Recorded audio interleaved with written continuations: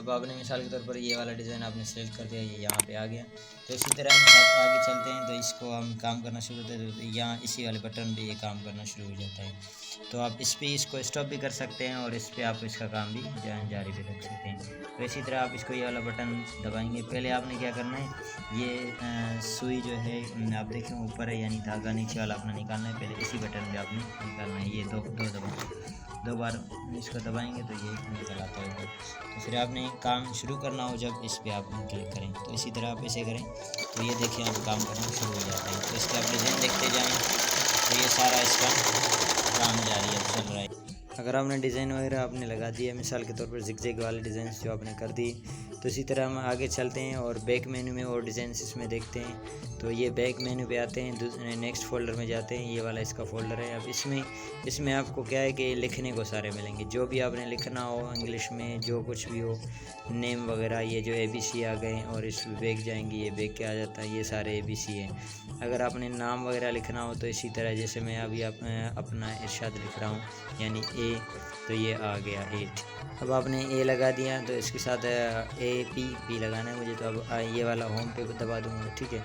अब इसमें यह है कि मुझे आगे वाला लेटर P लिखना है, तो ये दबा के तो इसमें इसको आगे कर रहा हूँ, ये आगे आ गया। अब इसमें मुझे P वाला फोल्डर देखना है, यहाँ पे P आ रहा है, तो ये एक बार P लगा दिया मैंने। फिर इसको ये वाला आगे करके तो इसी तरह N लगाना है मुझे, तो N इसमें आ रहा है, इसको मैं उतनी दफ़ा दबा दूंगा कि यानी N आ जाए। इसी तरह 1 2 3 4, अब ये आ गया N।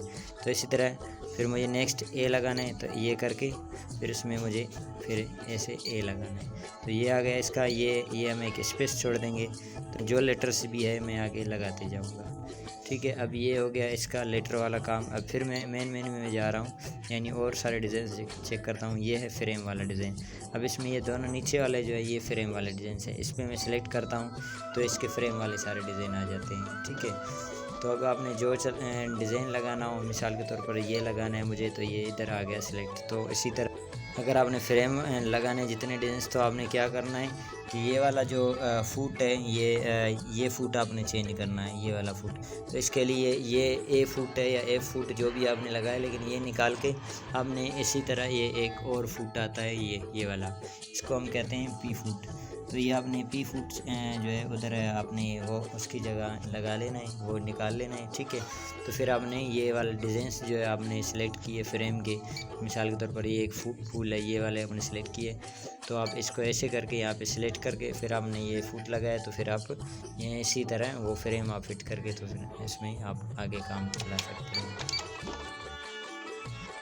इसमें यह है कि अगर आपने दूसरे फ्रेम के जो डिज़ाइंस है वो आप देखेंगे, तो ये वाला तीर लगाएंगे और डिज़ाइंस आ जाते हैं फ्रेम के जितने भी है, तो ये आ गए। तो अब हमें चलते हैं पीछे की तरफ, मेन मेन्यू में फिर आ जाते हैं इस पर। अब इसमें भी वही डिज़ाइंस आ जाते हैं, इसी फोल्डर में भी, ये फोल्डर भी पूरा। अगर आपके सामने ये वाले डिज़ाइंस आ रहे हैं, तो मिसाल के तौर पे आपने कुछ डिज़ाइंस यहाँ पे ये वाला लगाना है, तो ये आ जाते हैं। लेकिन क्या होता है कि यहाँ पे 22 डिज़ाइंस 23 आ रहे हैं, लेकिन हमारे कार्ड में जो है पूरे मतलब 90 डिज़ाइंस है, तो उसमें हमें देखना है कि यहाँ पे 20 और 22-23 तक तकरीबन डिज़ाइंस आ रहे हैं। तो आपने क्या करना है, और डिज़ाइंस कार्ड के लगाने हैं, तो आपने क्या करना है, इसको एक बार ऑफ़ करके फिर जो है, अब मिसाल आपने ऑफ़ कर दिया, फिर से ऑन करेंगे, तो उसमें ये होता है कि आपके जो डिज़ाइंस है वो चेंज हो जाएंगे। अब आपने चेक करना है दोबारा, तो ये देखें वो वाले डिज़ाइंस नहीं आए,